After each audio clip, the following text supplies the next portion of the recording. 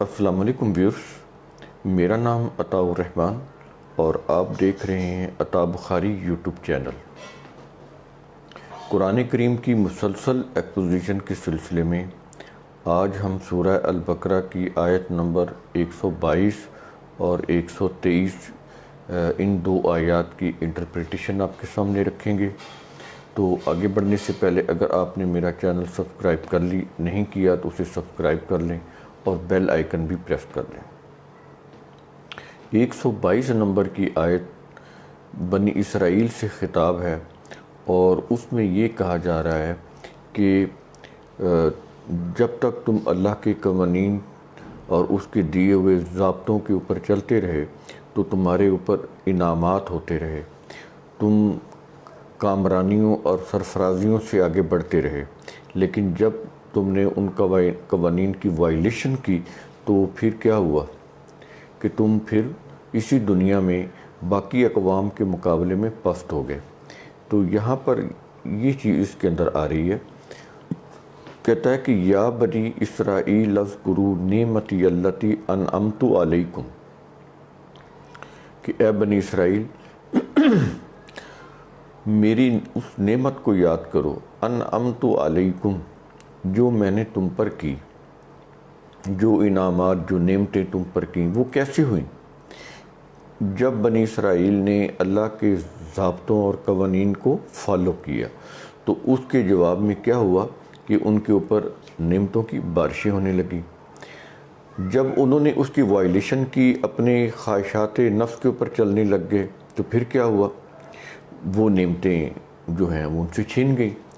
تو یہ کو اللہ نہیں چھینتا، انسان خود اپنے برے عمل سے ان سے محروم ہو جاتا ہے، ان نعمتوں سے۔ اس لیے قرآن کریم نے یہ کہہ رہا ہے کہ جب تم ان کے اوپر ان قوانین کو فالو کرتے رہے تو وَأَنِّي فَضَّلْتُكُمْ عَلَى الْعَالَمِينَ، تو بے شک میں نے تمہیں سارے جہان پر فضیلت دی۔ تو یہ میں نے فضیلت دی سے مراد یہ ہے کہ میرے قانون کی روح سے تمہیں فضیلت ملی۔ وہی چیز بات ہوئی ہے، فضیلت کیسے ملی؟ کہ اللہ کے قوانین کی پیروی، اس کو فالو کرنا، اس کی وجہ سے ان کے اوپر انعامات بھی ہوئے اور ان کے اوپر فضیلت بھی، وہ باقی اقوام کے مقابلے میں وہ فضیلت بھی حاصل کرتے رہے۔ اب آگے قرآن یہ کہہ رہا ہے کہ یہ چیز یاد رکھ لو کہ اگر تم ان قوانین اور ضابطوں سے تم ہٹو، یا کوئی بھی قوم جب ان سے اوائڈ کرے گی تو ان سے ہٹے گی، اپنی کوئی مفاد پرستی کی چیزیں کرے گی تو پھر یہ چیزیں چھن جاتی ہیں، ختم ہو جاتی ہیں۔ اور آگے قرآن کہہ رہا ہے کہ یہ جو آیت نمبر 123 ہے اس کے اندر کہہ رہا ہے کہ وَاتَّقُوا يَوْمَ لَا تَجْزِي نَفْسٌ عَن نَفْسٍ، اور اس دن سے ڈرو جس دن کوئی بھی کسی کے کام نہیں آئے گا، یعنی کوئی کسی سے کوئی بھی جو اس کا جو انجام ہے وہ اس کا برا انجام اس کو نہیں ہٹا سکے گا، اس کو برے انجام سے نہیں بچا سکے گا۔ ہر شخص جو ہے اپنے محاسبے کے لیے کھڑا ہوگا، ہر شخص اپنے مواخذے کے لیے کھڑا ہوگا۔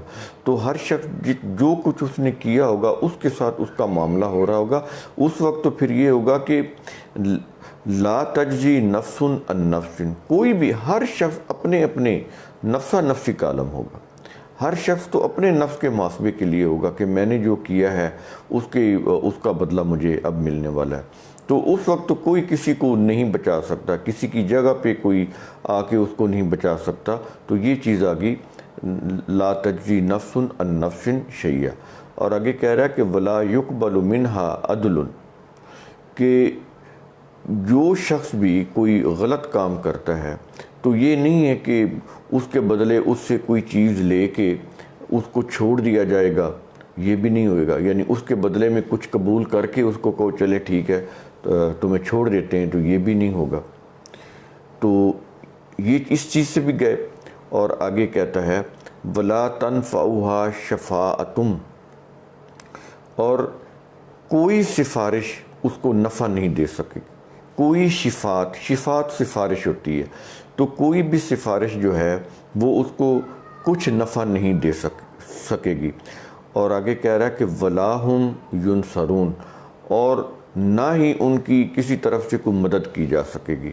تو یہ دیکھیں قرآن کریم نے وہ یہ کہہ رہا ہے کہ جب بھی اللہ کے قانون اور ضابطے کی روح سے جو قرآن کے اندر ہیں، جو اس کی کتاب کے اندر ہے، اس کی روح سے جب بھی کوئی نظام قائم ہوا اس دنیا کے اندر، تو اس میں کیا ہوگا کہ ہر شخص جو ہے اپنا محاسبہ کا، اپنے محاسبے کا، اپنے مواخذے کا ذمہ دار ہوگا، جو اس نے کیا ہے اس کا ذمہ دار ہوگا۔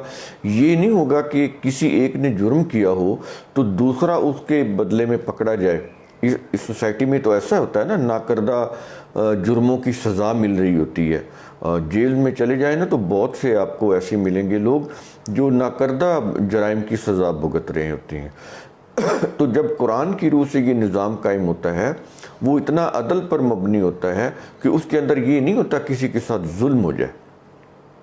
تو ہر شخص نے جو کیا ہوگا اسی کو اپنا بھگتنا ہوگا، دوسرا کو اس کی جگہ پر نہیں پکڑا جائے گا، یا اس کو نہیں، اس کا کوئی اس کے اوپر اثر انداز ہوگی کوئی چیز۔ تو آگے کہہ رہا ہے نہ تو اس میں کوئی ایسی کوئی چیز قبول کی جائے گی کہ کچھ لے کے اس کو چھوڑ دیا جائے، یہ بھی نہیں ہوگا۔ شفاعت یعنی سفارش بھی نہیں ہوگی، کسی طرف سے کوئی مدد بھی نہیں کی جائے گی۔ تو یہ وہ ذرائع ہیں جو جرائم کو پرموٹ کرتے ہیں۔ یعنی جب کوئی مجرم ہوتا ہے نا، وہ جب جرم کرتا ہے تو اس کے ذہن میں یہی ذرائع ہوتے ہیں کہ کوئی مجھے چھڑا لے گا، کوئی میری سفارش کر لے گا، یا میں اپنے جرم کے بدلے کوئی چیز دے کے چھوٹ جاؤں گا، یا میں کسی اپنا جو جرم ہے اس کے بدلے میں کسی اور کو اس کے اوپر ڈال دوں گا تو میں بچ جاؤں گا۔ یہی چیزیں ہوتی ہیں نا۔ یہ دیکھیں قرآن کریم نے سارے وہ پہلو یہاں پر بتا دیے ہیں کہ جب بھی دنیا میں جس بھی زمین کے کسی بھی خطہ کے اوپر جب بھی قرآن کی روح سے یہ نظام قائم ہوگا تو پھر اس میں اس طرح کی کوئی چیز نہیں ہوگی۔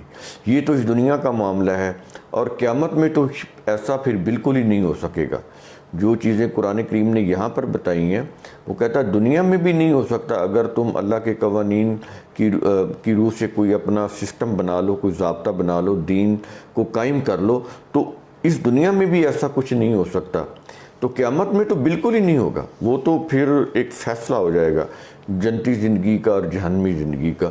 تو یہاں پر یہ چیزیں ہیں، یعنی دوسرے لفظوں میں آپ یوں کہیں کہ اللہ کے قانون کی روح سے جب بھی کہیں کوئی نظام قائم ہوگا تو اس کی کیفیت بتائی ہے اللہ تعالیٰ نے قرآن کے اندر۔